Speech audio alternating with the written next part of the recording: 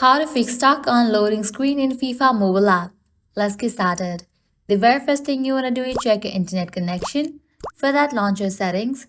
Now click on the option of Wi-Fi. Click on the Wi-Fi network you are connected to. Forget this network.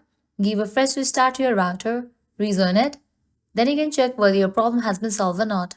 Also, you can switch your network. If you are using Wi-Fi, switch it to cellular data. In the case you are using cellular data, switch it to Wi-Fi. Likewise, heading towards next solution, what you have to do is close this, launch your app store. Now search for the app FIFA. After app appears, here you're going to see the option of open or update. If you find the option of update over here, just click on it and update the app to its latest version. Once you update the app, your problem might be fixed. Heading towards next solution, close this, launch your settings. Scroll down, navigate to the option of general, hit towards the option of iPhone storage.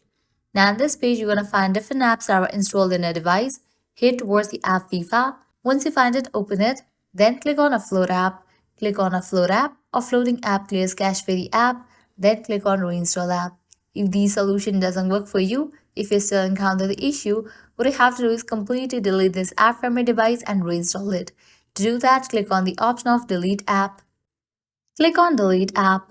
With that, you have just deleted this app from your device. Now you can close this, launch your app store, search for the app FIFA, and after app appears, install it.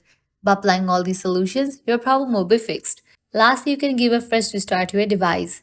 This way, you can easily fix stuck on loading screen in FIFA mobile app. At the end, if you guys find this video helpful, smash that like button, share and subscribe to our channel. Thanks for watching.